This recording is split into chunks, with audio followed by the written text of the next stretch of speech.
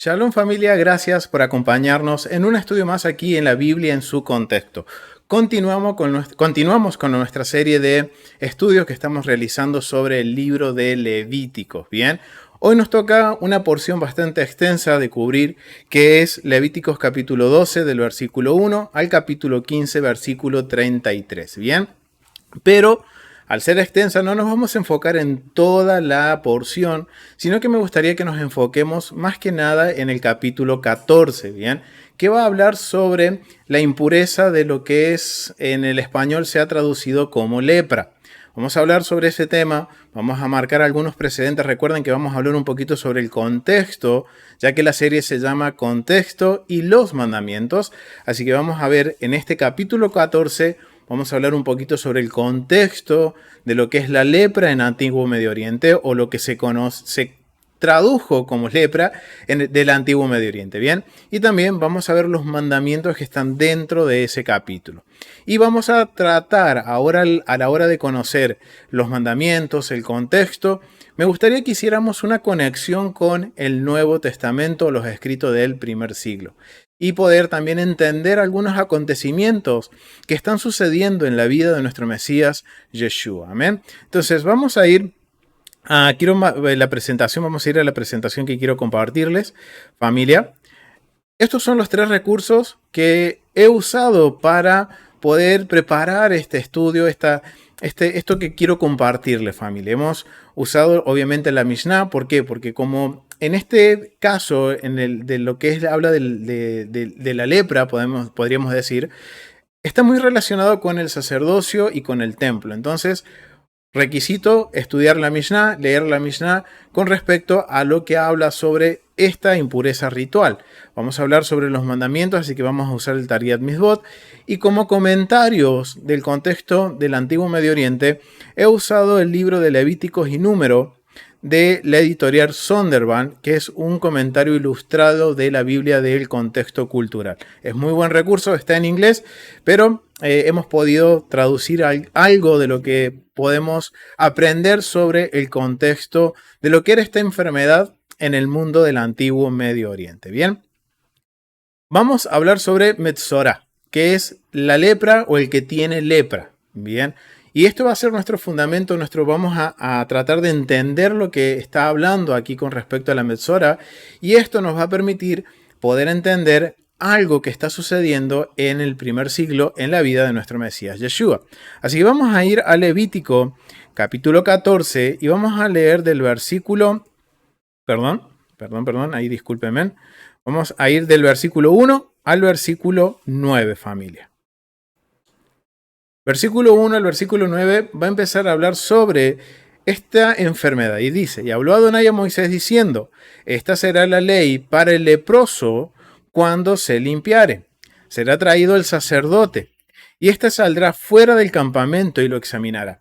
Y si ve que está sano la plaga de la lepra del leproso, el sacerdote mandará luego que se tome para él, que se purifique 2 avecillas vivas, limpias, o sea que está hablando de aves que son permitidas, y esto tenemos que asociarlo con la última porción que vimos sobre los alimentos permitidos y lo que no es alimento.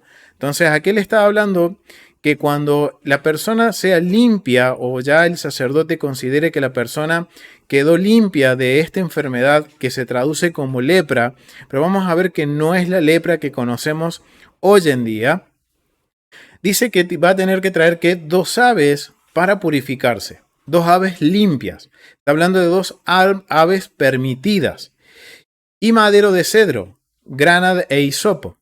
Y mandará el sacerdote matar una avecilla en un vaso de barro sobre aguas corrientes, o sea, aguas vivas. O sea, podríamos hablar de un río o un mar donde haya aguas que corren, ¿bien?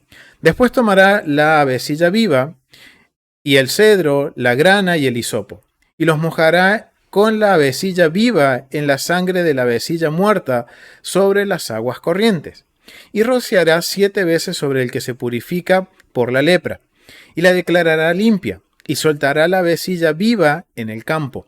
Y el que se purifica lavará sus vestidos y raerá todo su pelo, o sea, se rapará por completo. Y se lavará con agua y será limpio. Después entrará en el campamento y morará fuera de su tienda 7 días. Y el séptimo día raerá todo el pelo de su cabeza, su barba y las cejas de sus ojos, y todo su pelo. Lavará sus vestidos y lavará su cuerpo en agua y será limpio.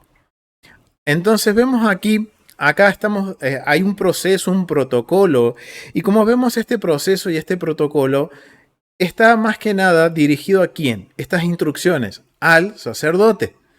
Y también hay un protocolo que aquí se estaría realizando dentro del campamento, que esto tiempo más tarde, época de primer siglo, sería Jerusalén y el tabernáculo pasa a ser el templo, ¿bien?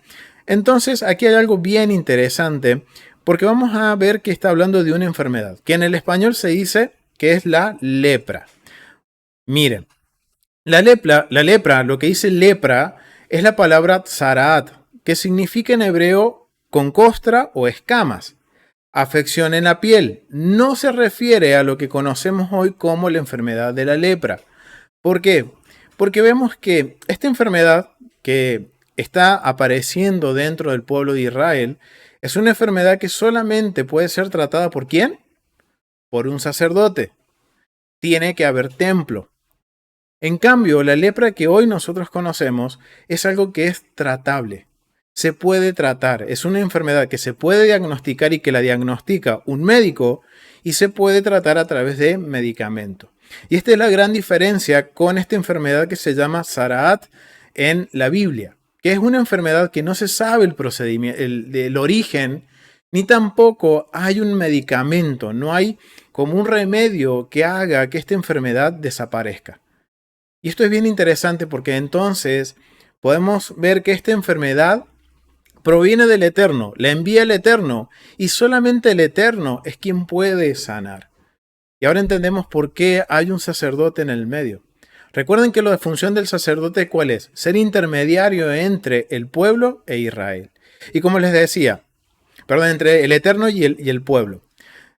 Como les decía, esta enfermedad sabemos que en el antiguo Medio Oriente es algo que esto era común también. Y tenemos que entenderlo en el contexto del antiguo Medio Oriente, que las enfermedades muchas veces no se sabía cuál era el origen, de dónde procedían las enfermedades. Y siempre se atribuía a que estas enfermedades venían a causa de demonios, ataque de demonios o ataques del inframundo, que esto ya hemos visto y hemos hablado un poquito que todo esto es algo místico, familia. Pero era la mentalidad, la cosmovisión del antiguo Medio Oriente, cómo entendía el mundo el antiguo Medio Oriente. Y muchas veces esto era para justificar sus conductas inmorales o sus malas decisiones. Que obviamente eso trae consecuencias, familia. Cuando uno toma una mala decisión o hace cosas que no corresponde, trae sus consecuencias. Y algunas veces son enfermedades. Entonces, en la perspectiva del antiguo Medio Oriente, es bien interesante que había enfermedades que también no se sabía la procedencia, ni tampoco se sabían cómo curarlas. Y ahora entendemos por qué este procedimiento que el Eterno está dando como instrucción para el sacerdote. Esto no era algo desconocido para el antiguo Medio Oriente. Miren lo que dice el comentario de Levítico y Números de Zondervan. Dice, remedio para la impureza ritual física resultante de la piel, la enfermedad. Acá hay algo bien interesante. Esta enfermedad es algo que se considera como impureza ritual. ¿Qué quiere decir esto? Que es algo que se puede contagiar, pero también se puede solucionar. Hay un proceso, un protocolo de purificación, de que hay una consecuencia, hay algo que uno hace para entrar en este estado de impureza ritual. Y esta enfermedad se considera como algo ritual porque se considera como que la persona ha entrado en un periodo de muerte. Recuerden lo que leíamos recién, familia, que esta enfermedad, cuando alguien contraía esta enfermedad, ¿qué tenía que hacer? Salir del campamento.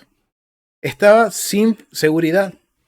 Tenía que vivir fuera del campamento. Y esto representaba que de alguna forma la muerte social de la persona. Acuérdense que las sociedades antiguas se basaban mucho en el honor y la vergüenza. Y caer en vergüenza era algo que nadie quería, porque era como la muerte social y que llevaba literalmente a que una persona muriera poco a poquito, exiliada, fuera del campamento, en donde no tenía la seguridad de estar en la familia o estar en la ciudad.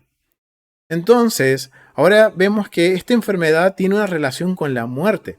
Por eso es que se considera impureza ritual. Pero miren lo que dice con respecto al contexto y cómo esto puede haber sido también percibido, no solo para Israel, sino que también para las naciones que están alrededor de Israel. Y esto empieza con las dos aves, vivas, limpias, que habla en el capítulo 14, versículo 4. A ver si...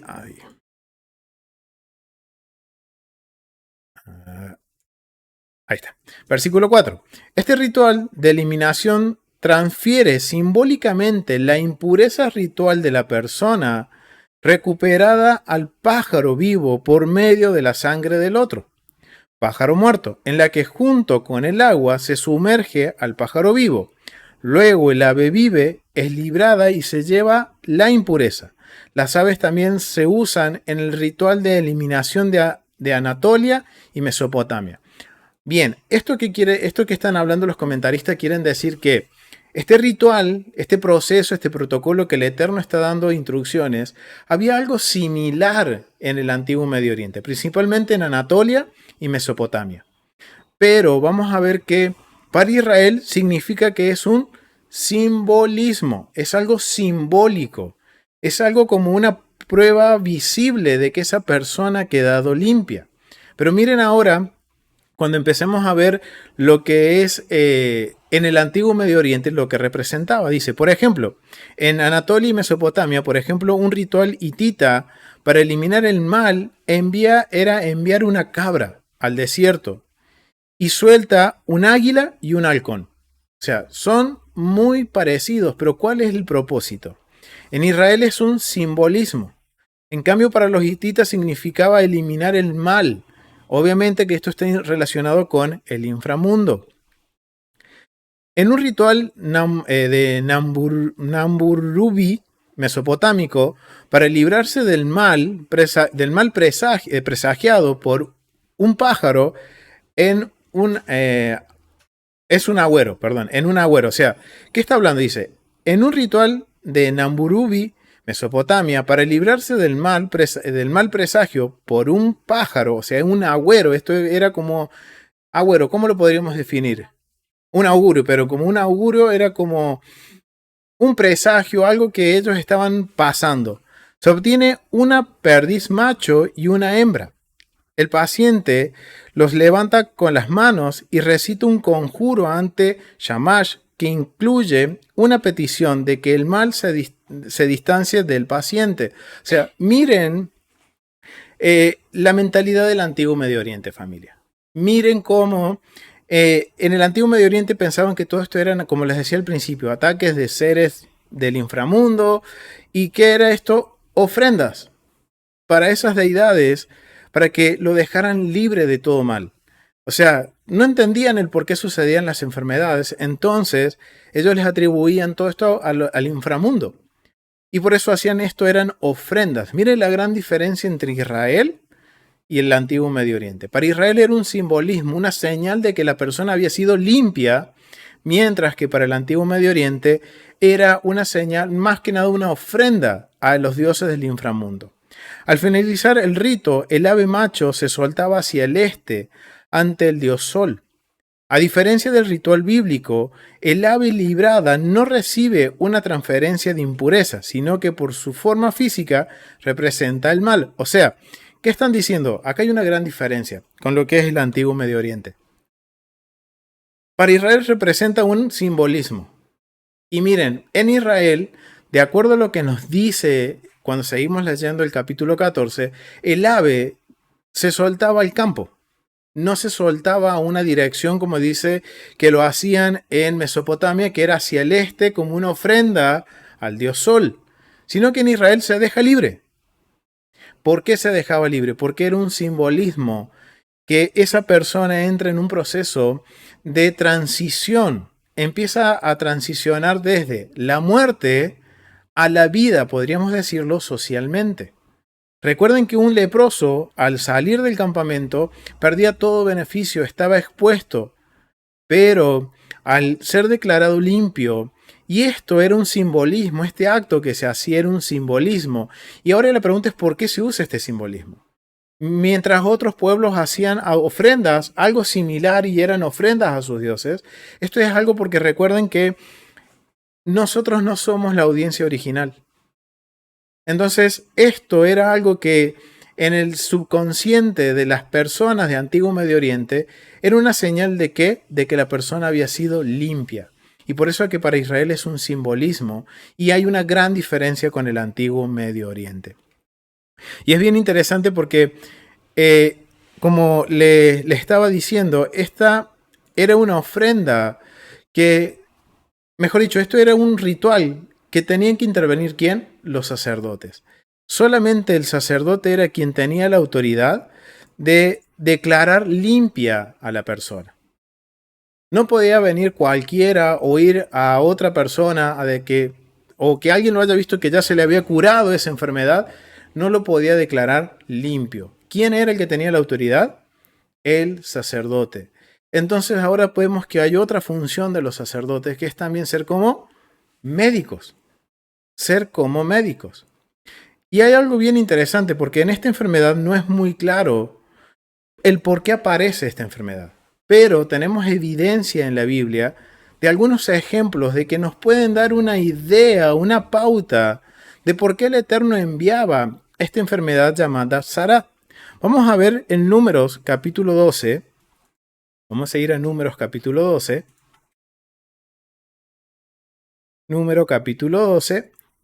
Y vamos a leer algunos versículos, pero bueno, básicamente lo que vemos en el Números 12 del versículo 1 en adelante, vamos a ver cuando Miriam, la hermana de Moisés, habla mal en contra de su hermano. Y que no solo habla mal en contra de su hermano Moisés, sino que también en el chisme que hace, no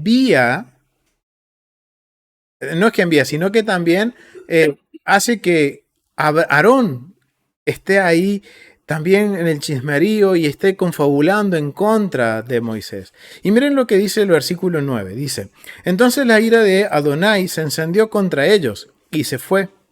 Y la nube se apartó del tabernáculo. Y aquí que María estaba leprosa. Y si vemos nosotros aquí, la palabra que corresponde ahí en el hebreo es la palabra mesorá. Bien, ella entró en este estado de Sará, de impureza ritual, una enfermedad que afectó su piel.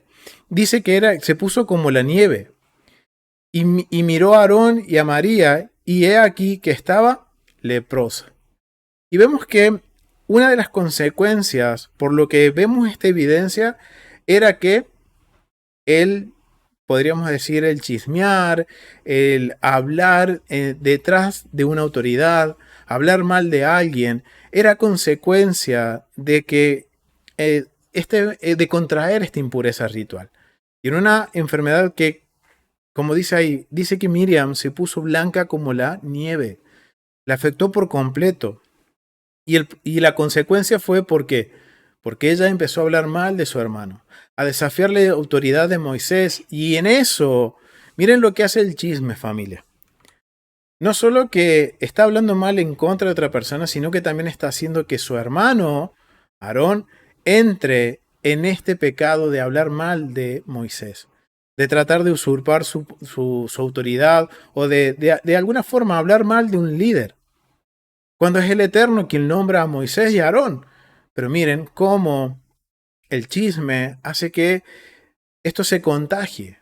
Pero las consecuencias cayeron sobre Miriam, porque fue la que inició con todo esto. Y después vemos que, cuando seguimos leyendo, vemos que ¿quién es el único que da la sanidad? Es el Eterno. Ellos lo único que tuvieron que hacer es apartarla por un tiempo hasta que en algún momento Miriam se arrepintió, clamó al Eterno y el Eterno envió sanidad. Y recién ahí pudo ella volver al campamento. Es algo bien interesante eso. Ahí tenemos una evidencia. que una de las consecuencias o de las causas por las cuales uno contraía esta enfermedad era el hablar mal de un líder, del entrar en el chismerío. Y hay otra consecuencia, miren, vamos a ir a Crónicas, segunda de Crónicas, capítulo 26, versículos 16 al 21. Vamos a segunda de Crónicas, capítulo 26,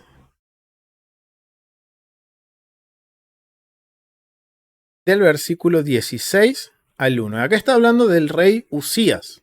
Bien, dice el versículo 16, mas cuando ya era fuerte, su corazón se enalteció para su ruina. Esto tengámoslo en cuenta, familia.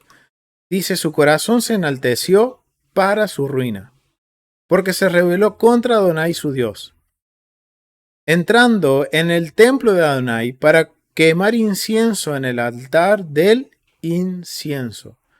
Y Usías era un rey. ¿Quiénes tenían la autoridad para ir y quemar incienso en el altar? Los sacerdotes.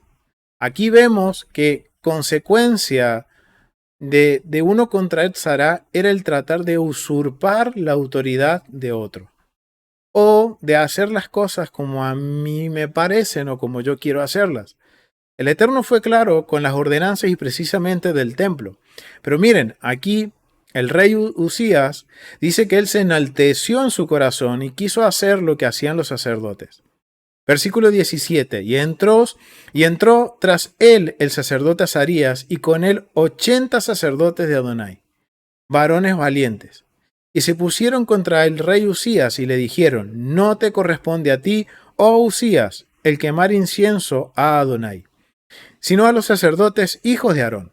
Esto es bien interesante, familia. Que son consagrados para quemarlo. Sal del santuario, porque has prevaricado, y no te será para gloria delante de Adonai, tu Dios. Entonces Usías, teniendo en la mano un incensario para ofrecer incienso, se llenó de ira, y en su ira contra los sacerdotes, la lepra le brotaba en la frente, delante de los sacerdotes de la casa de Adonai, y junto al altar del incienso. O sea, mira hasta la usurpación y lo que hizo este rey, que tuvo el atrevimiento de usurpar el puesto de un sacerdote y de entrar a un lugar que él tenía prohibido. Él no podía entrar, un rey no puede entrar al lugar santo. Él tenía un lugar específico en el atrio de Israel, en donde el rey podía estar y sentarse.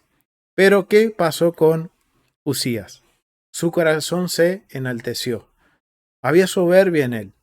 La sed de poder, porque él era el rey y había ganado varias batallas y se enalteció y quiso hacer más allá de lo que tenía permitido por su rango y por su responsabilidad. Y aquí vemos otra consecuencia del por qué el Eterno envió esta enfermedad de tzará. Pero aquí hay algo bien interesante, porque dentro de la era del templo tenemos este registro. Pero cuando seguimos leyendo la historia del rey Usías, el rey Usías muere a causa de esta enfermedad. Él nunca es sanado. Es uno de los registros de cuando era Israel y ya tenían el templo. Y esto es algo bien interesante porque lo vamos a ver también en el templo. Vamos a hablar un poquito sobre el templo y sobre cómo era el proceso de la declaración de una persona que era limpia de esta enfermedad. Pero vemos aquí dos ejemplos que nos pueden dar una idea del por qué enviaba el Eterno esta enfermedad, que no se sabía el cómo curarla, que solamente el sacerdote era la persona autorizada para revisar a la persona, y miren la responsabilidad que tenía el sacerdote. Porque si una persona tenía esta enfermedad o no la tenía algo que podía haber sido similar, pero el sacerdote no hace bien su función, no es diligente con su responsabilidad, la vida de una persona está en manos del sacerdote. Es algo bien interesante eso con respecto a las funciones de los sacerdotes. Sí tienen un honor y un privilegio, pero vemos que su responsabilidad era grande. Y en este caso, aquellos que estaban encargados de revisar a los leprosos, de ser como los médicos, aún más, porque la vida de esta persona que había contraído esta enfermedad dependía de él. Porque ¿qué pasa si el sacerdote ve que tiene lepra o no descubre que es lepra, ¿qué va a suceder? Esta enfermedad es contagiosa. Y va esta persona a transgredir porque él tiene que apartarse para que otros no se contagien y va a hacer que otros se contagien. Miren la responsabilidad que cae, porque la responsabilidad no solo va a ser de la persona enferma, sino que va a caer sobre el sacerdote por su mal diagnóstico. Entonces miren la responsabilidad, familia, de las cosas y de las cosas que debía hacer un sacerdote. Esto es bien interesante y algo que tenemos que tener en mente, familia. Porque vemos que la tzará, esta enfermedad, estaba relacionada con el templo y el sacerdocio. Hoy en día no hay tzará. No hay una enfermedad que no tenga de alguna forma algo similar a lo que se nos describe a la Biblia. Podríamos decir la lepra, pero médicamente se puede tratar. Entonces esto nos demuestra que si no hay templo, no hay tzará. Ahora la gran pregunta y algo que me ha hecho meditar mucho es que si hoy hubiese templo, ¿cuál sería nuestra condición? Y acá nuestra hermana Rociero dice que no habría nadie en el templo. Y puede ser, porque esto me hace pensar a mí en lo siguiente, familia. Imagínense que nosotros recién ahora estamos aprendiendo los mandamientos. Y muchas veces hemos cometido el error de usurpar en ignorancia algo que no nos correspondía. O con el conocimiento sigo en la misma. Vemos que la consecuencia de esta enfermedad era el orgullo, la soberbia, la usurpación, el hablar mal de alguien. Y son cosas que, si nosotros estudiamos los mandamientos, eso nos va a ir corrigiendo. Entonces, algo que me hacía pensar era hoy, wow, hoy en la situación que estamos, si hubiera templo, ¿cuál sería nuestra condición? ¿Estaríamos apartados del campamento? ¿O seríamos conscientes de que tenemos que caminar de forma recta, tratar de no hablar mal del prójimo, ya sea que sea una autoridad o sea mi hermano? O no tratar de usurpar lo que a mí no me corresponde como hizo el rey Usías. Es algo que me ha hecho meditar y algo que tenemos que meditar, familia. ¿Qué pasaría si hoy hubiera templo? Y hubiera el personal que pueda decretar o pueda determinar que esta enfermedad está circulando. Pero la culpa no es de un virus, no es de una bacteria. La culpa recae en cada uno de nosotros. ¿En qué hay en mi corazón? ¿Estoy hablando mal de alguien o estoy tratando de usurpar, hacer algo que no me corresponde, sabiendo que el mandamiento es claro? Son cosas que debemos meditar, familia, y es algo que en esta porción está hablando de que las impurezas rituales, tanto del hombre, la mujer y también en estos casos de una enfermedad. Pero vemos que cuando se habla de impurezas rituales también se marca una línea bien delgada, familia, que si uno la cruza, puede caer, no es que puede, sino que caemos en impureza moral. Caemos en la inmoralidad. Entonces es algo interesante y algo que quiero que dejárselos ahí para que meditemos. ¿Qué sucedería hoy si estuviera el templo? ¿Cuál sería nuestra condición? Y damos gracias al Eterno que tenemos a Yeshua, pero ahora nos toca a nosotros aprender, porque en un futuro no muy lejano es muy probable que haya templo.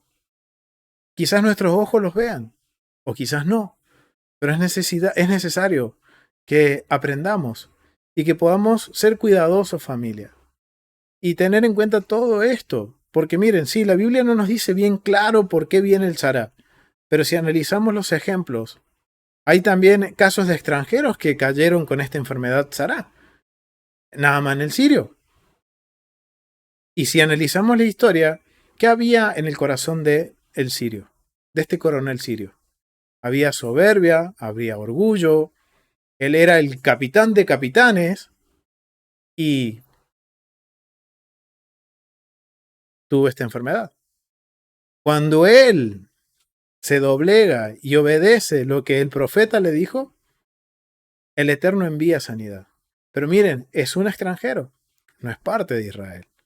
Pero vemos que las consecuencias de esta enfermedad, o sea, lo que podía uno hacer que contrajera esta enfermedad, eran estas condiciones que van relacionadas con nuestro corazón. El cómo hablamos, en qué pensamos, cuál es mi motivación. Y esto puede caer también la envidia. O sea, miren, tantas cosas que podían hacer, ahora entendemos que podían hacer que uno pudiera contraer esta impureza ritual. Y que esto también podía hacer que si yo no cambiaba mi forma de vivir, fuera una condición permanente en mí. ¿De quién dependía esto?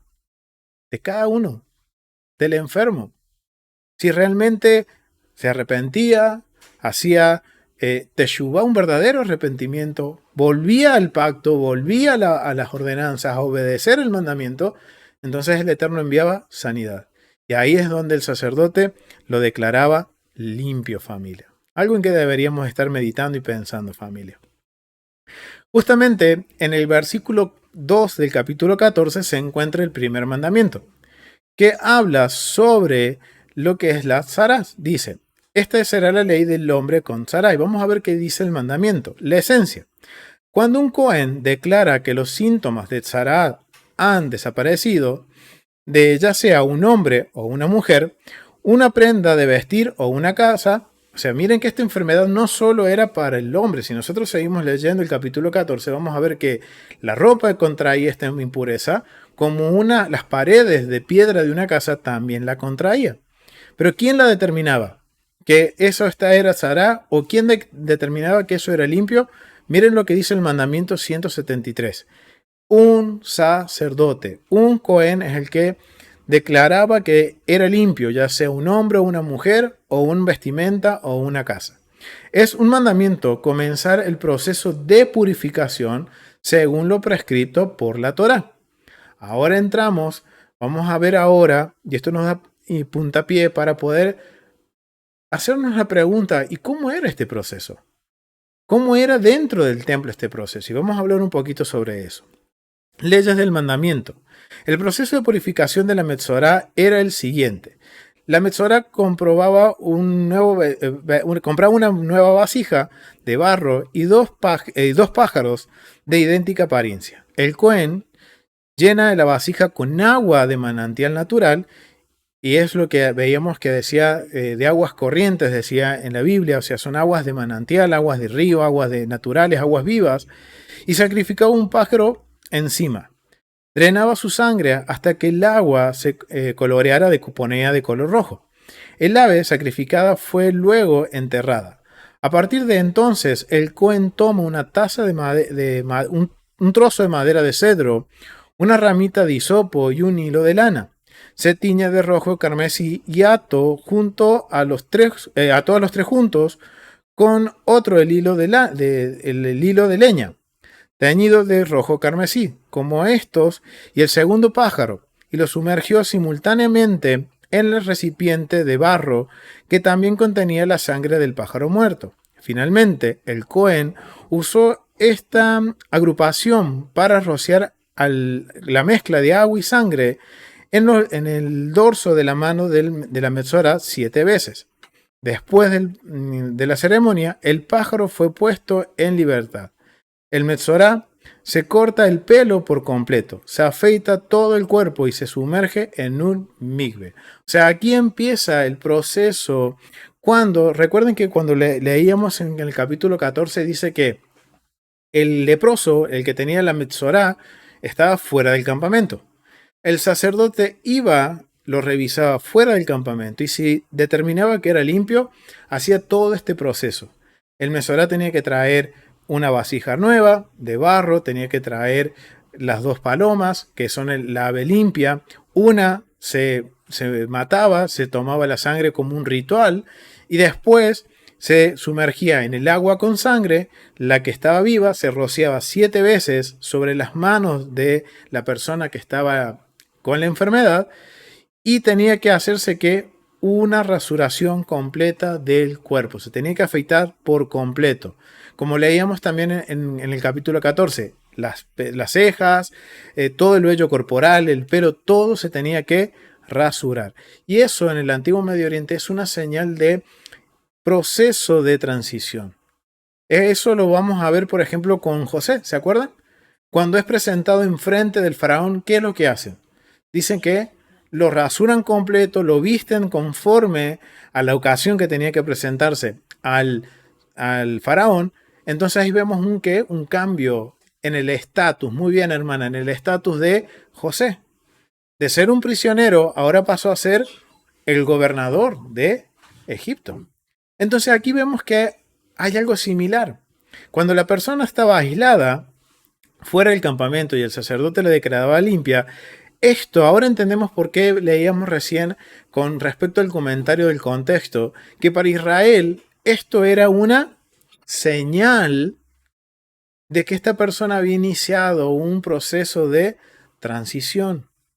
Todo este ritual dejaba en claro a todo el mundo que esa persona que era, podríamos decirlo como dice en español, el leproso del pueblo, o la persona que tenía tzara en el pueblo, había iniciado un proceso de cambio de estatus, de pasar de la vergüenza al honor, de ser injertado de nuevo en el campamento. Es bien, bien importante esto que lo tengamos en cuenta. Ahora entendemos el por qué es un simbolismo. Era una forma de hacerlo público, porque obviamente si esa persona estaba exiliada, fue también público. ¿Por qué? Porque cuando la persona era exiliada, se tenía que cambiar sus vestiduras, ponerse, taparse la boca, y cuando caminaba él tenía que ir diciendo impuro, impuro, impuro. Imagínense la vergüenza que era eso, familia. Ahora, esto va a indicar públicamente de que esta persona había iniciado un proceso de poder volver al campamento, un proceso de transición. Y por eso vamos a ir ahora que hemos aprendido lo que sucedía fuera del campamento, ahora vamos a ver lo que sucede dentro de lo que es el templo. Vamos a tomar esto como para poder nosotros tener un fundamento y poder hacer algunas conexiones con el Nuevo Testamento. Bien, vamos a ir a la Mishnah, vamos a ir al tratado Negaim, plagas, que habla sobre lo que es la lepra. Vamos a leer un poquito lo que dice con respecto a la introducción. Este tratado se ocupa de la impureza derivada de lo que es... ahí está, ahí se ve, derivada de las plagas Negaim, entendidas habitualmente como infecciones que afectan a la piel. Se está hablando de la Metzorá y que suele identificarse con la lepra. Tal infección puede afectar tanto a las personas como a la ropa y las casas. Todos los detalles y las descripciones en torno a ella se exponen en el capítulo 13 y 14 de Levítico, que es lo que estamos ahora nosotros profundizando. Para entender las leyes de la pureza, conviene notar que la lepra solo provoca impureza. Miren cómo se entendía en Israel. Esto es solo impureza. Pero ahora dependía de nosotros si esto iba a ser una condición crónica o pasajera en mí. Porque ya vimos que esto estaba todo relacionado con nuestro corazón, con lo que yo hago, con lo que yo digo. Entonces vemos que esto es una condición de impureza ritual. En los israelitas, solo en la casa de Israel y dentro de Israel, solo en las casas de judíos de Judá. Bien, o sea, solamente esto era algo que se veía en Israel. Pero vemos también que había precedentes, también que algo similar sucedía en el antiguo Medio Oriente. Pero vemos que es totalmente distinto para Israel. Dentro de este capítulo, y miren todo lo que tenemos que estudiar, familia, yo los invito a que si tienen la Mishnah puedan leer todos estos capítulos. Son 14 capítulos, en donde va a hablar el primer capítulo de los colores y aspectos de las diversas plagas de la piel. O sea, miren todo lo que se tenía que tener en cuenta. Aspectos de las afecciones cutáneas, sujetos de la lepra, quiénes pueden inspeccionar y quiénes dicen y quién decide que es leproso. Infección en el novio, cuando se hace la declaración de la impureza. Capítulo 4. Diversos síntomas de la infección, casos dudosos de lepra. dimensiones de la mancha. Miren todo lo que hay que profundizar para entender un poco más de qué se trataba esta enfermedad. Pero no vamos a detallar no nos vamos a poner en cada uno de estos capítulos, sino que quiero que profundicemos en el capítulo 14. En este capítulo 14 vamos a hablar de lo que pasa dentro del templo. Cuando ya esta persona inició este proceso de purificación, que el sacerdote lo vio fuera del campamento, hizo el ritual de las tórtolas, se rasura el pelo, ahora vamos a ver qué más debes hacer. ¿Por qué? Porque esto es todo un proceso en donde vamos a ver cómo el Eterno, a través de todo este proceso, está reivindicando el honor de una persona que sí cometió un error, por algo contrajo esta impureza ritual. Pero también esta persona reconoce su error y rectifica su error, y ahí el Eterno envía sanidad. Y ahora empieza todo este proceso de la purificación de la Metzorá o del leproso, como se dice en español. Así que vamos a ir al capítulo 14 y vamos a iniciar un poquito con respecto a lo que es el proceso de purificación. Capítulo 14, versículo 1. Y vamos a ir al templo también. Vamos a usar la app del templo para que tengamos una idea, familia, de cómo era todo este proceso. Capítulo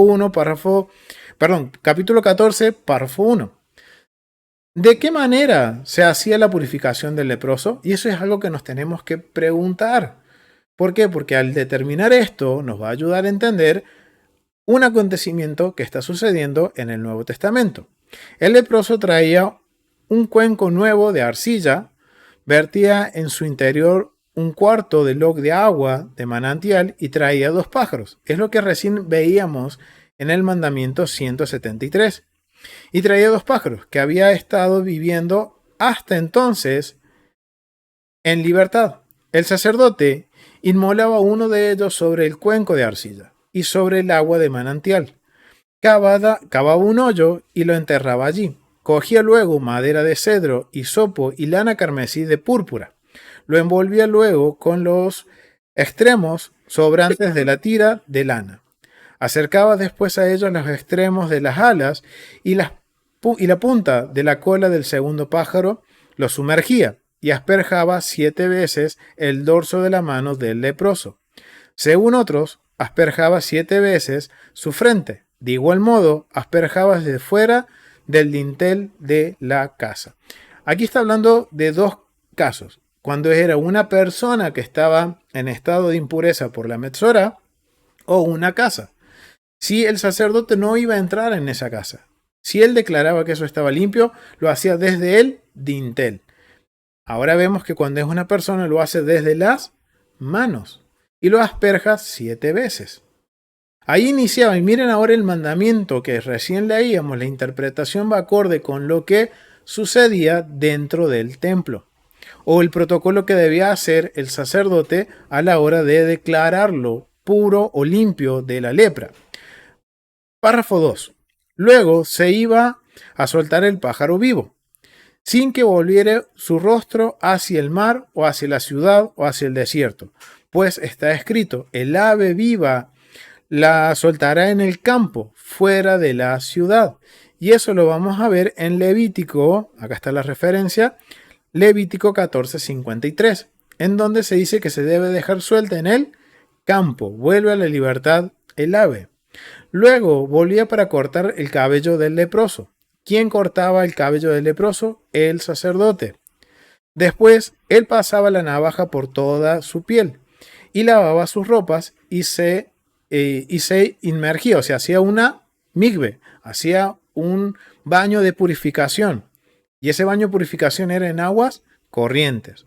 Entonces quedaba sin que contaminara entonces quedaba sin que contaminase entrando en la casa, pero si contaminaba como un reptil.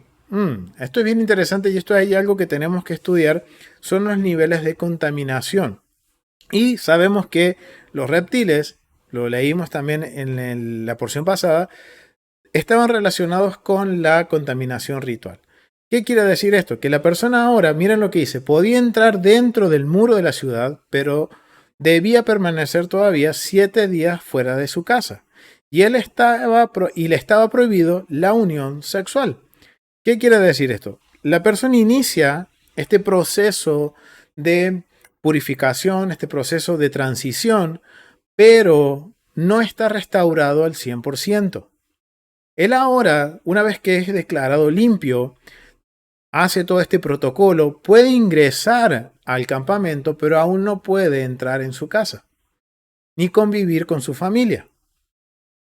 ¿Por qué? Porque todavía tiene, como no se ha cumplido el proceso de purificación completamente, aún él puede contagiar una impureza ritual como si fuera un reptil, un insecto.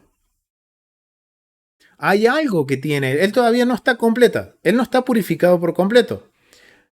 Este proceso que hizo solamente le va a permitir ingresar al campamento, ingresar a la ciudad, a las murallas, pero no le permite entrar en su casa hasta no completar la purificación al 100%. Y esto es bien interesante porque cuando leemos el versículo 3, miren cuánto tiempo va a tener que él pasar fuera. Lo leímos en el capítulo 14.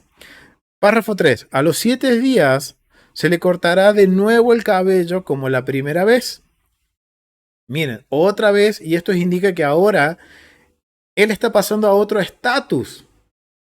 Ahora él está cumpliendo al séptimo día, al raparse de nuevo, es una señal de que él ya está cumpliendo con la purificación completa. Dice, se rasurará como la primera vez, lava sus ropas y se sumerge, o sea, hace un migbe. Entonces queda puro, sin que contaminase como un reptil. Ven que aún él tenía, por más que él estuviera dentro del campamento, al no tener la purificación completa, aún se consideraba que él podía contagiar de impureza ritual. Pero no era un nivel tan alto como tener la enfermedad, sino que era un nivel un poquito más bajo, como si fuera un reptil. Bien, el entrar en contacto con un reptil. Que básicamente eso era que alguien que tomara contacto con un reptil, ¿qué debía hacer? Bañarse, lavar sus vestiduras y quedaba impuro hasta la noche. Pero miren lo que era la Metzorá. La Metzorá implicaba que la persona tuviera que salir del campamento. En cambio, una contaminación por tocar un reptil o el cadáver de un reptil no lo era. O sea, era simplemente lavarme y esperar hasta la noche y ya quedaba puro. Por eso es que no se le permitía entrar en su casa, para que no contagiara a, los de a la familia de esta impureza. Entonces quedaba puro, sin que contaminase como un reptil, aunque era como quien había hecho la inmersión en el mismo día. Podía comer del segundo diezmo. O sea, acá nos dice que había cosas que él no podía comer. A pesar de que él estaba en este proceso, todo este proceso también era progresivo. No era que cuando él estaba fuera del campamento y era declarado limpio, de forma automática él recuperaba su estatus, sino que era un proceso, era un paso a paso. Y yo creo que esto era también un trabajo en la persona que tenía esta enfermedad. Un trabajo de meditar, un trabajo de reflexionar en lo que había sucedido y obviamente, de hacer conciencia de que no voy a cometer el mismo error por el cual contraje esta enfermedad. Y es parte de la rectificación. Él tenía que rectificar para que obtener sanidad, él tenía que hacer un tikkun, hacer una rectificación. Pero no solo era el hecho de hacerla, digamos, de mis labios hacia afuera, sino que era también desde los labios hacia adentro. Entonces, ahora entiendo por qué esto era como un proceso. Era un paso a paso. Y que esto no era de forma automática, sino que tenía que cumplir con ciertos requisitos. Entonces, acá nos dice que sí podía comer del segundo diezmo en cuanto a lo que era la comida. Una vez puesto el sol, podía comer de la ofrenda. ¿Qué ofrenda? De las que él tenía que presentar en el templo. 3 ofrendas se sacrificaban de expiación. Podía comer de las cosas santas. Así pues, se daban 3 grados de purificación, en el que había sido leproso, y también 3 grados de purificación en la mujer que había dado a luz. O sea, miren que todo esto está hablando sobre la contaminación ritual. Y esto es interesante y es muy bueno que lean los capítulos 12 y 13, porque vamos a ver que hay una cierta similitud en los procesos de volver a ser restaurada la pureza ritual, ya sea en una mujer que dio a luz como en un leproso. Y esto, miren, justamente esto va a hablar el mandamiento 174. Vamos a ir al mandamiento 174. Y será el séptimo día y que se afeitará todo el cabello. O sea, vemos que se afeita 2 veces el cabello. La esencia, después de completar el mandamiento 173, el Cohen afeita todo el cabello visible del leproso con una navaja. De nuevo, leyes. Después de realizar la misma anterior, la Metzorá contraía 7 días. Todos estos 7 días, él es todavía una causa principal de impureza ritual, algo que lo veíamos en la Mishnah. En el séptimo día, era una misma que el Cohen afeitaba la Metzorá o el Metzorá por segunda vez de la misma manera que la primera. Y la Metzorá volvía a sumergirse a sí mismo y a sus prendas en un migbe. Y ya vamos a ver en qué migbe está hablando esto. Por lo tanto, se purificó para no contaminar a otros, pero todavía no puede hacer ofrendas sagradas hasta que trajo su ofrenda de expiación, que es el mandamiento 176. Los últimos 6 mitzvah se aplica solo en el momento en que haya Kohanim, o sea, un sacerdote que conocen a fondo los síntomas de la tzara. O sea, que todo esto que estamos leyendo tiene y entra en vigencia, dice el mandamiento, cuando hayan sacerdotes aptos para determinar esta enfermedad. ¿Qué quiere decir esto? Que tiene que haber también un templo, tiene que haber un Sanedrín. O sea, miren todo lo que tiene que haber para que ahora esta enfermedad pueda diagnosticarse. Hoy no se puede diagnosticar, es más, podríamos decir que no existe algo como tal, porque hoy todo tiene solución, todo a través de la medicina, un médico lo determina. Pero esto ni siquiera un médico tenía la autoridad para determinar esta enfermedad. Y esto es algo que ahora vemos como la interpretación del mandamiento no solo va de la mano con las escrituras, sino que también va con la interpretación y el proceso que se hacía dentro del templo con respecto a lo que es la Metzorá. Entonces ahí vemos que el mandamiento 174 está relacionado con el párrafo 3 del capítulo 14 del Tratado Negaim. Párrafo 4. 3 tipos de personas han cortado el pelo. Y este corte de pelo es una obligación religiosa, el nazir, el leproso y el levita. Aquí nos está hablando de que este ritual, vamos a ver que también tiene unas similitudes cuando, por ejemplo, el nazareno termina, la persona que hace el voto de nazareato, termina con su voto o no lo puede cumplir, tiene que rasurar su pelo. El leproso hace lo mismo y el levita, cuando es consagrado, tiene que hacer lo mismo. Y todo esto es por un cambio de estatus.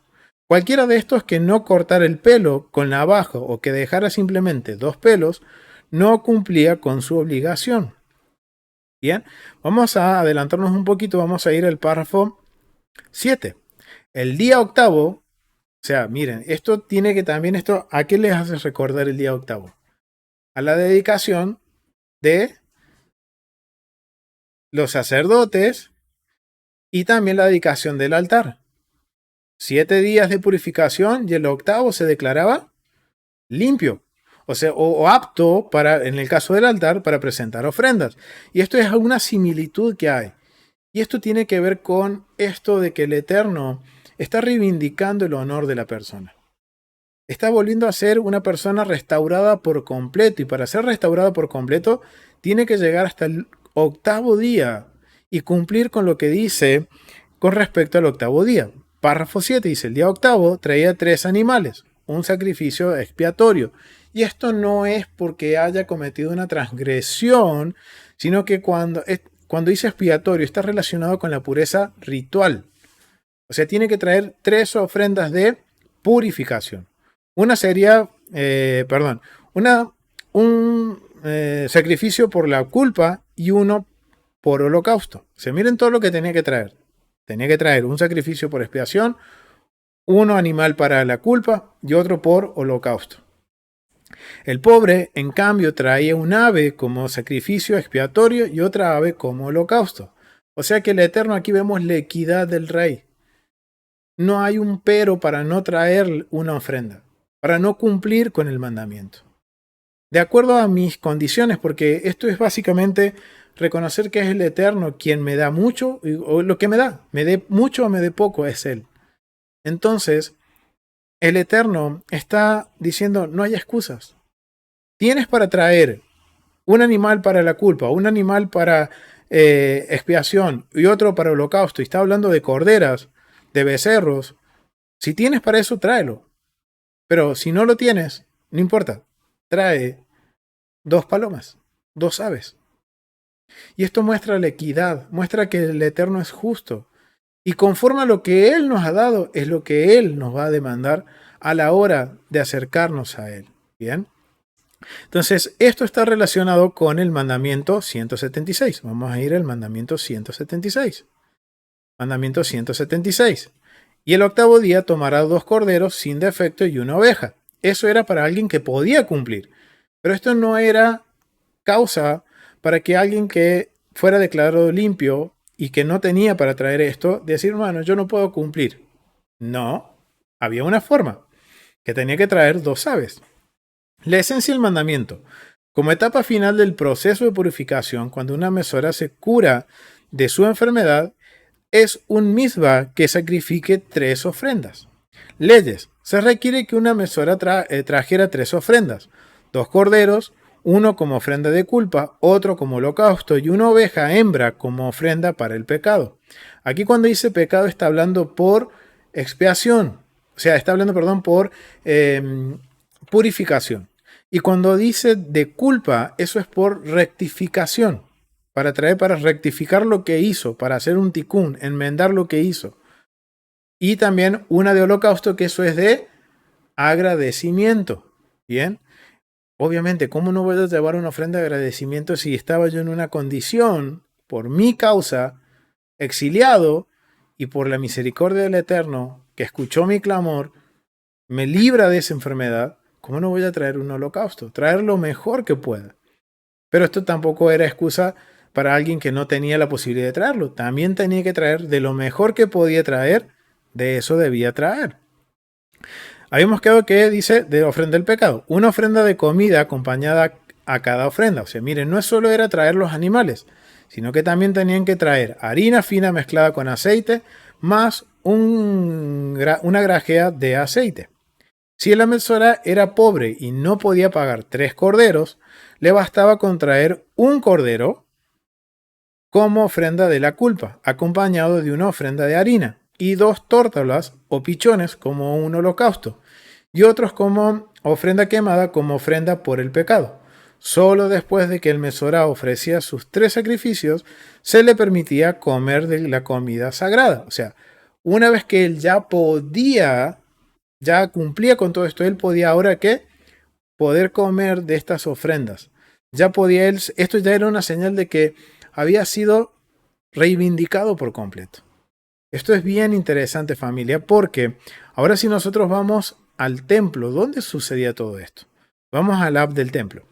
Aquí estamos en el atrio de las mujeres. En este atrio hay 4 cámaras. 2 hacia el sur, o sea, hacia el lado que estamos mirando, 2 hacia el norte. Justamente en el sector noroeste se encuentra esta cámara, que está acá. Las 4 cámaras son exactamente iguales en dimensiones, pero cada una tiene un propósito distinto. Y esta cámara es la cámara del leproso. La cámara, la Lishkat HaMetzorim. En esta cámara era en donde el 7º día el leproso, la persona que tenía la enfermedad, tenía que presentarse, hacer un mikve y rasurar su cabello. Y al 8º día, una vez que él cumplía con eso, el 8º día, él tenía que salir, o sea, venir al templo, traer sus ofrendas, presentarse justamente en esta puerta. Miren, esto que estamos viendo aquí es la puerta Nicanor. Es la puerta que nos permite acceder al lugar, digamos, al patio más importante del templo, en donde estaban los sacerdotes haciendo las ofrendas, el azará. Esta puerta equivale a la puerta del este en el tabernáculo. Y esta puerta, nos dice la Mishnah, que habían en el tratado Midot, capítulo 1, párrafo 4, nos menciona que habían dos puertas al lado. Una que nunca se abría, que es justamente la que estamos mirando allá, que está hacia el sector sur del templo, y otra en el sector norte. Esta, que en esta se realizaban los rituales de la limpieza de la metzorá, del leproso, la bebida de las aguas amargas, de la ley de la mujer sospechada de adulterio, la ley Sotá, y también cuando una madre traía su dedicación por su hijo recién nacido y la purificación después de haber estado en el periodo de haber dado a luz, que depende de cómo, si era niño o niña, eran 40 días u 80 días, y eran justamente en esta puerta. Y aquí una vez nos menciona que en el octavo día él presentaba estas ofrendas, y después de presentar estas ofrendas nos dice la Mishnah que tenía que volver a esta cámara y tenía que hacer una purificación. Vamos a la Mishnah de vuelta y vamos a leer lo que dice. Dice que se acercó junto al sacrificio, y ahora vamos a ver lo que recién veíamos en el templo, que el octavo día tenía que acercarse a la puerta de Nicanor y miren lo que tenía que hacer. Se acercaba junto al sacrificio por la culpa e imponía sus manos sobre la víctima. ¿Y esto qué quiere decir? Que la persona que traía la ofrenda imponía sus manos, y esto no era porque estaba haciendo transferencia, sino que estaba indicando propiedad, que era suyo, que le pertenecía, que esas ofrendas le correspondían a él, que él había pagado por esas ofrendas y que él era el que las presentaba. Entonces dice que el sacerdote o un israelita lo inmolaba y dos sacerdotes recogían la sangre, uno en un cuenco y el otro en la mano. El que la recibía en el cuenco iba y la asperjaba sobre la pared del altar. Se acercaba al altar y rociaba 7 veces el altar con la sangre de esta ofrenda. Dice, la asperjaba sobre la parte del altar. El que la rociaba en la mano se iba junto al leproso. El leproso hacía la inmersión en la piscina de la estancia de los leprosos. Se venía y permanecía en pie en la puerta de Nicanor. Rabbi Yehuda afirma que no necesitaba hacer ningún baño de inmersión. Pero miren lo que dice el mandamiento 175. Vamos al mandamiento 175. Dice, y lavará su carne en agua y será limpio. La esencia. Si uno desea ser limpiado de cualquier tipo de impureza ritual o en el momento del Beit Hamidash desea ingresar al templo a comer comida sagrada, es un mizvah, o sea, presentar una ofrenda y comer de esa ofrenda. Recuerden que esas son las ofrendas a ver aquí los hermanos, de paz. La ofrenda Shelamín, que esa se compartía. Parte iba para ofrenda quemada del Eterno, parte para el sacerdote, parte para la familia que la presentaba. Entonces, si yo quería presentar una ofrenda, obviamente eso que se comía la familia tenía que comerse en el templo. Bien. Entonces, ¿qué sucede aquí? Había que hacer un mikve. Iba a entrar al templo, tenía que hacer una purificación. Y esto era para todo israelita. Al igual que el que tenía la enfermedad de la metzorá. Leyes. Hassán nos enseña que un mikve debe contener un mínimo de 40 seas de agua, aproximadamente 152 galones. Además, debe ser agua de lluvia o agua de manantial natural, pero el agua recolectada manualmente, es decir, agua extraída a través de tuberías, está descalificada. Otra ley relacionada con la inmersión en un mikve es que la persona debe estar libre de cualquier interferencia.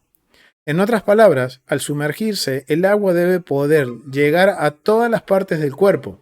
Pero si un objeto interfiere y evita que un poco de agua llegue a cierto punto del cuerpo, la inmersión no es válida. Por lo tanto, los vendajes, anillos y objetos similares deben quitarse antes de la inmersión. O sea, no tiene que haber nada que haga una distracción o haga una interferencia a la hora de hacer este proceso. ¿Por qué?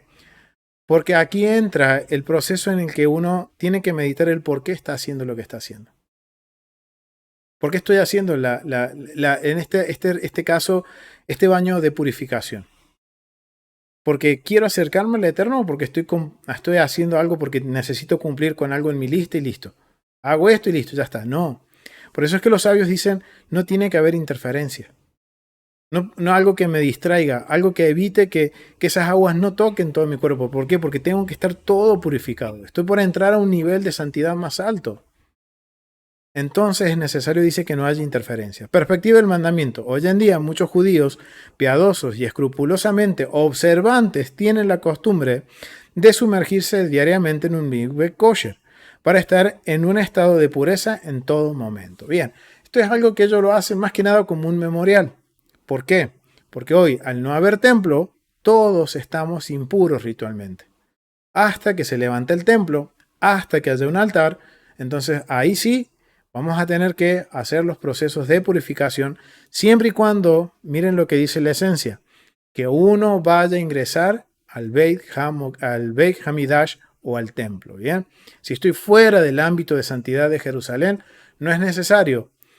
Pero si voy a subir a un nivel de santidad más alto, no necesito hacer. Bien. Entonces vemos que ahora, volvemos al hablar del templo, dice que al presentarse, él entregaba al sacerdote esas ofrendas, imponía sus manos, inmolaban la ofrenda, hacían el proceso en el altar y también ahora estaban esperando el sacerdote en la puerta Nicanor a que el leproso viniera a este lugar. Dice que se venía a esta cámara, descendía a este lugar al subsuelo y aquí se encontraba, se encontraba un baño ritual. Uy, ahora está. Ahí está el baño ritual.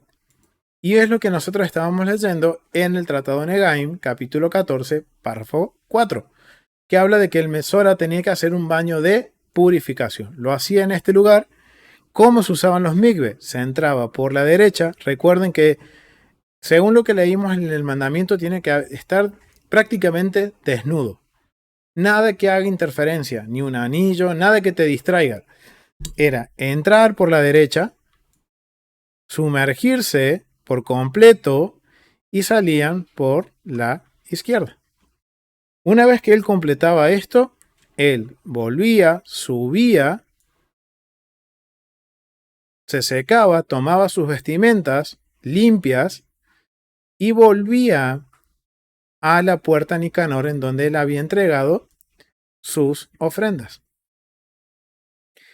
Bien, vamos a entrar porque era en esta puerta, acá. ¿Por qué? Porque miren lo que dice después la Mishnah. Párrafo 9. El leproso introduce su cabeza dentro del atrio del templo y el sacerdote tenía un poco de sangre en la ternilla de su oreja. Ponía un poco de sangre en la ternilla de su oreja, después introducía la mano y el sacerdote le untaba el pulgar. Introduce el pie y le untaba en el dedo gordo del pie. Rabbi Yehuda dice que introducir los tres miembros simultáneamente. Si carecía de pulgar o de dedo gordo en el pie o de oreja derecha, no podía volver a ser puro. Pero miren lo que dice Rabbi Eliezer. Dice, en cambio, afirma que debía untar las partes correspondientes del cuerpo. Rabbi Simeón sostiene que si se untaban los miembros de las partes izquierdas, se cumple con la obligación. Vemos que ahora en la interpretación siempre va a haber distintas posturas. Pero el punto es que ahora el leproso, una vez que cumplía con todo este protocolo, el octavo día él presentaba su ofrenda, hacía el baño de inmersión en la cámara que les mostré, volvía y él tenía que, miren, extender sus manos o sus miembros que iban a ser rociados con la sangre, tenían que entrar acá, ¿bien? Él no podía entrar a este lugar, solo que él dice que extendía su cabeza para que pudiera ser en su oreja derecha untado con sangre. Extendía su mano derecha para que se le ponga en el dedo de la mano y después ponía su dedo, el pie del dedo gordo para que sea untado. Después había una serie de discusión entre los sabios que si no tenía una oreja, si le faltaba el dedo, bueno, siempre había una solución. Pero se tenía que cumplir con este protocolo. Y miren, y esto es lo que el Mesorá estaba viendo. De haber estado exiliado fuera del campamento, una vez que él es declarado limpio y sano de esta enfermedad, él miren el privilegio que tiene de ver la casa del rey. de ver el templo. Y esto era una señal de que él había sido, de alguna forma, estaba siendo restituido su honor.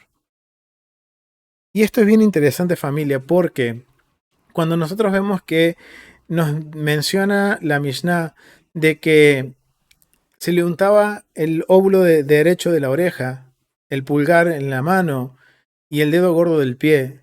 Y esto es algo que si nosotros vamos a Levítico, capítulo 8, del versículo 22 al 34, ahí nosotros vamos a ver que eso está asociado con ¿qué? Con la dedicación de los sacerdotes. Es el mismo proceso.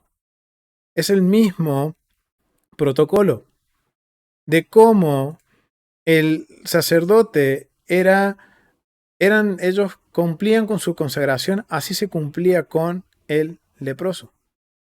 Y esto era una muestra pública de que el honor de la persona había sido reivindicado. Ahora vimos cómo era todo el proceso en el templo con respecto a cómo era la purificación. Y esto, familia, nos tiene que servir como base para ahora nosotros poder entender cuando leemos en Mateo y en Lucas con Yeshua, el leproso y los leprosos y el templo. Ahora con toda esta información, con esta base que pusimos de poder entender lo que es la Metzorá, de cuál era la condición de la persona, de cómo ahora la persona era purificada conociendo el proceso, ahora los invito, familia, que leamos Mateo capítulo 8. Vamos a ir a Mateo capítulo 8.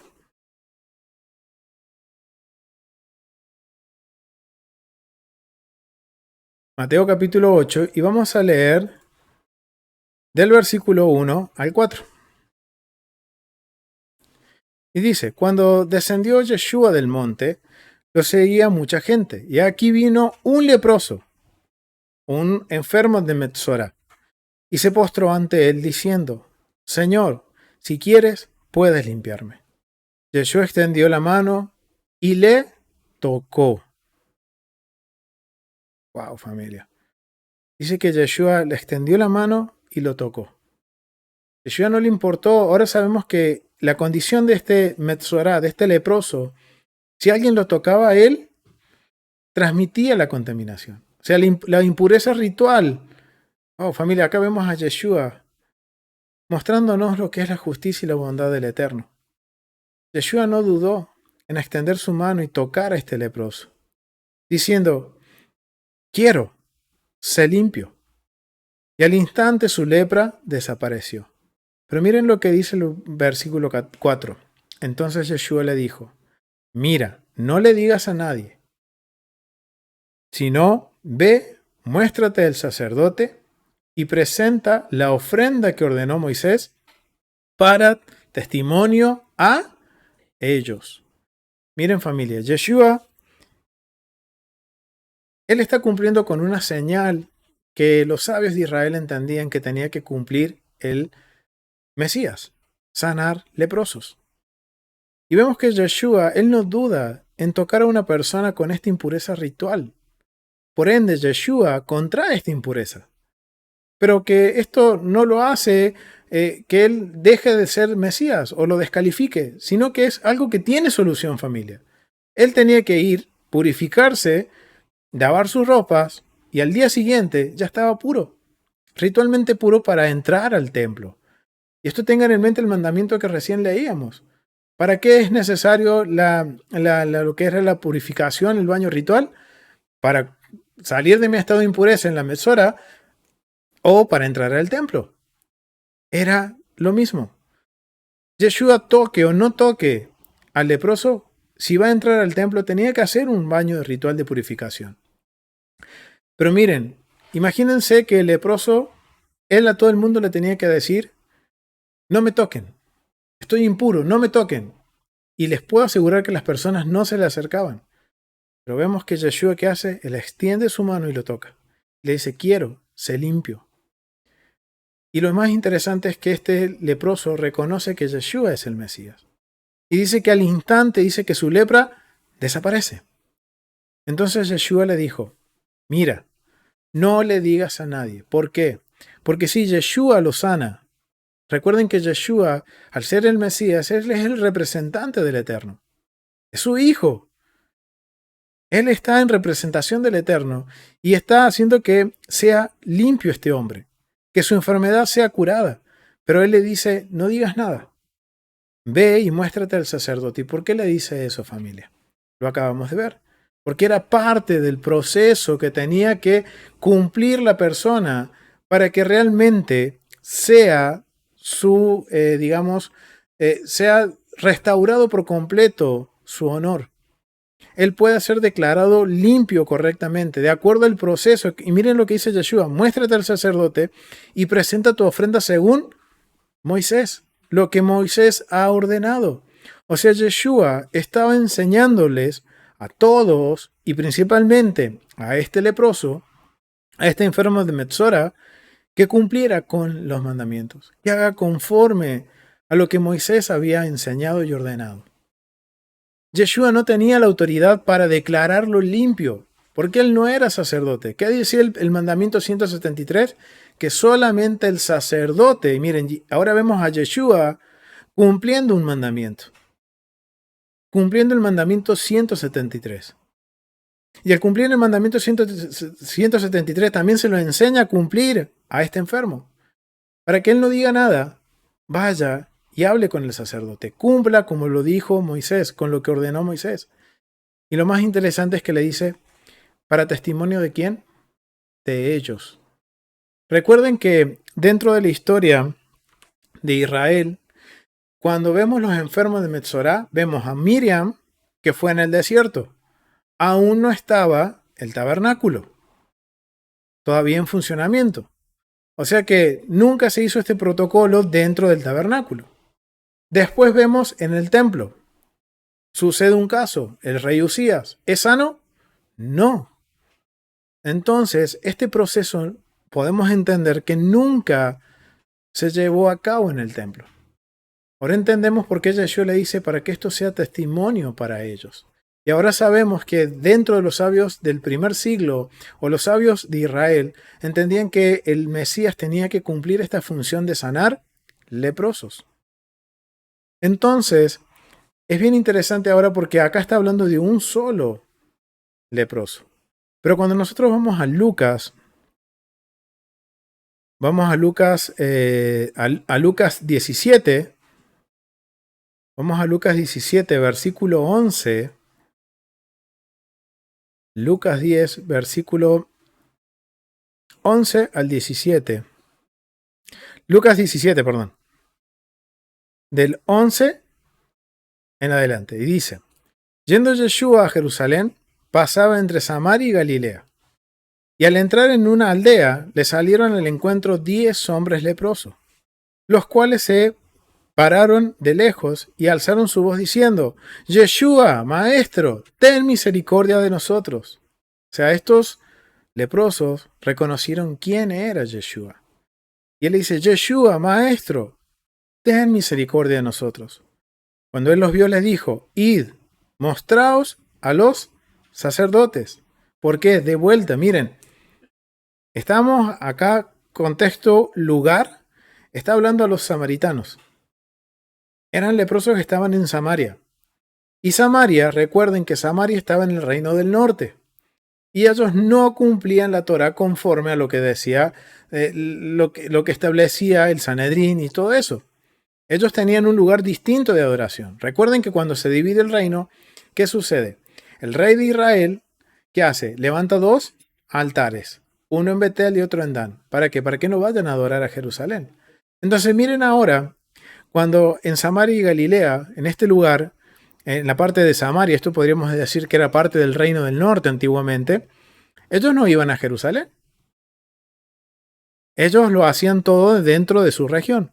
Pero miren lo que le dice el Yeshua. Vayan y muéstrense al sacerdote. O sea, ¿dónde los está mandando?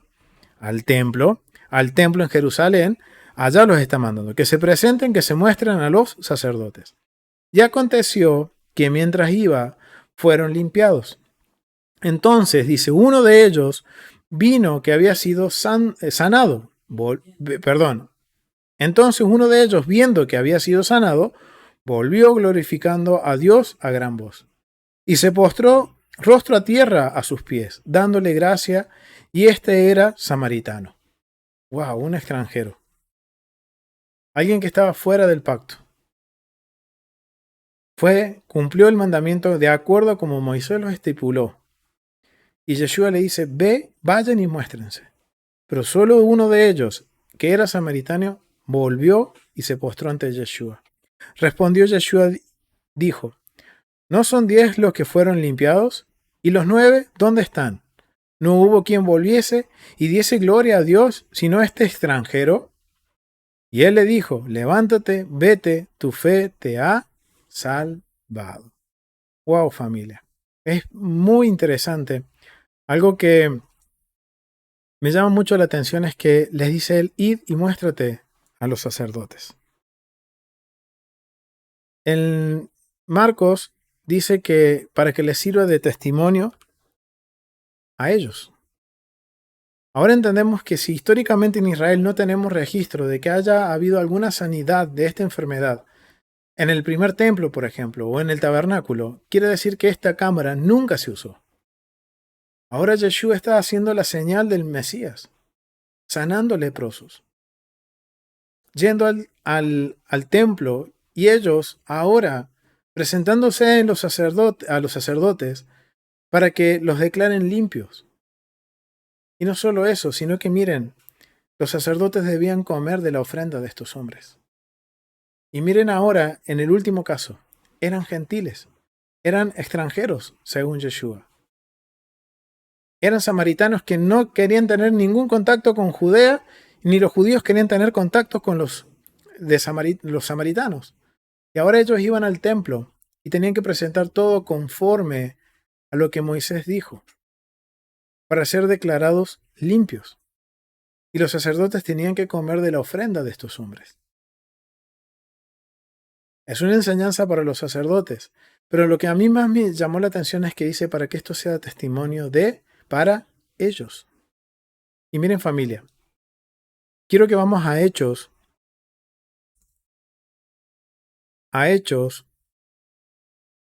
capítulo 6, párrafo 7, versículo 7, y dice, y creció la palabra del Señor y el número de los discípulos se multiplicaron grandemente en Jerusalén. O sea, miren, acá no está hablando el libro de Hechos, no está diciendo que en Jerusalén. ¿Y quiénes vivían en Jerusalén? Judíos.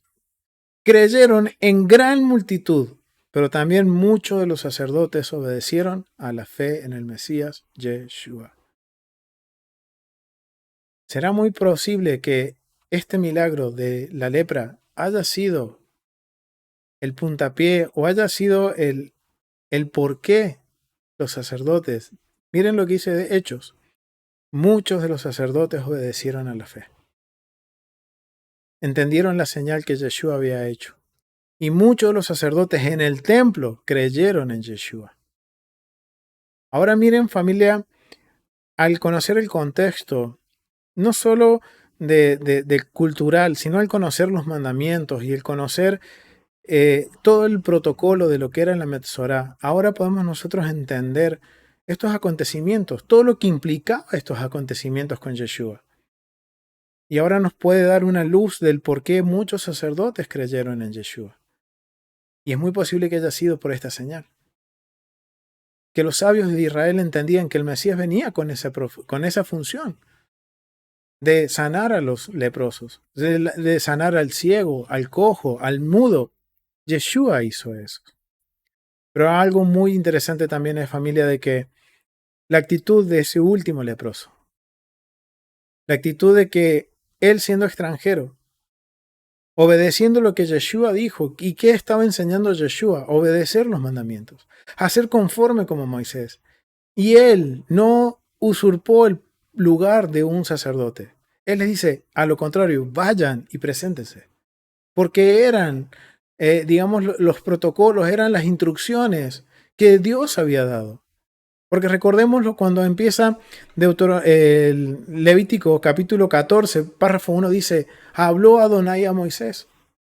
Fue Dios quien dio esta instrucción y que nadie la puede cambiar. Pero vemos a un leproso extranjero, un samaritano, que realmente este proceso cambió su corazón, a tal punto que reconoció que Yeshua era el Mesías. Se postró ante él y Yeshua le dice, tu fe te ha hecho salvo. La fe, la obediencia, lo ha hecho salvo. Y obviamente ahora vemos que todo este proceso, todo este protocolo, no era que era de un tiempo, sino que entre que lo vio el Yeshua y el leproso, tiene que haber pasado mínimo 8 días. Y algo bien interesante, familia, es ver cómo Yeshua no tiene problemas en tomar contacto con una persona impura ritualmente. Él lo ayuda, Él nos está enseñando la esencia del mandamiento. Y nos está enseñando a obedecer. Ahora queda en nosotros, familia, ¿qué actitud vamos a tener? La actitud de los 9 leprosos que nunca volvieron porque recibieron el milagro y se fueron y fueron a hacer su vida, pero se olvidaron de quién les dio el milagro. O vamos a ser como ese samaritano que regresó, volvió y dio la gloria al Eterno y reconoció quién era Yeshua y sus ojos se pusieron en la persona que le dio el milagro, que es Yeshua. Ahora esto, familia, sí, quizás hoy no hay tzara, pero ¿cuántos milagros el Eterno ha hecho en nuestras vidas? ¿Cuántas veces el Eterno ha escuchado nuestro clamor, en nuestra angustia, en nuestra opresión, y ha enviado la salida, ha enviado la provisión? ¿Y qué actitud hemos tomado? ¿La de los 9 leprosos que recibieron la bendición y se fueron y siguieron su vida normalmente? ¿O fuimos como el samaritano que volvió y sus ojos se posaron en el que le dio la bendición, en Yeshua? Algo que tenemos que meditar, algo que en esta porción que nos habla sobre la impureza ritual, sí, quizás hoy esto no aplica porque no hay templo, pero miren cuántas cosas podemos aprender. Cuántas cosas ahora nos permiten entender lo que está sucediendo y que básicamente nos está enseñando que Yeshua nunca vino a abrogar la ley, sino que vino a cumplirla, a enseñarnos a ponernos por obra, a poner por obra la Torá, los mandamientos. Pero también nos enseña qué corazón debo yo tener, cómo tiene que ser mi actitud ante Yeshua, ante el Eterno. Y meditar en todo esto, familia. Hoy no hay templo, pero ¿cuántas veces hemos hablado mal de alguien? ¿Cuántas veces hemos intentado usurpar el puesto de alguien o hacer algo que el Eterno dijo no lo hagan? Y bueno, para mí no significa lo mismo, hago lo que yo quiero. Vemos que todo tiene consecuencias, familia. Y esto aún podemos ver que sucede, hay caos. Ahora depende de nosotros si nos vamos a quedar en ese caos o realmente vamos a ser como este samaritano, que puso sus ojos en Yeshua y regresó al que le dio el milagro. Regresó a la presencia del Eterno y puso por obra los mandamientos y su fe lo hizo salvo. Somos nosotros quienes escogemos, familia, qué camino seguir. Lo vamos a dejar hasta aquí, familia. Gracias por acompañarnos en este estudio. Recuerden, si quieren ponerse en contacto con nosotros, enviarnos sus preguntas, pueden enviarnos al mail que aparece al final del video. Y también los invito a que escuchen la radio de Joshua Ner Tamid Radio, en donde pasamos música, estudios de nuestros hermanos y maestros de Teshuvah.tv. Y también pueden ustedes contactarse y enviar sus mensajitos, sus pedidos de oración a través de la app de Joshua Ner Tamid Radio o por la página web. Lo dejamos hasta aquí, familia. Nos vemos en el próximo estudio de la Biblia en su contexto y vamos a continuar con el libro de Levíticos. Shalom, familia, bendiciones.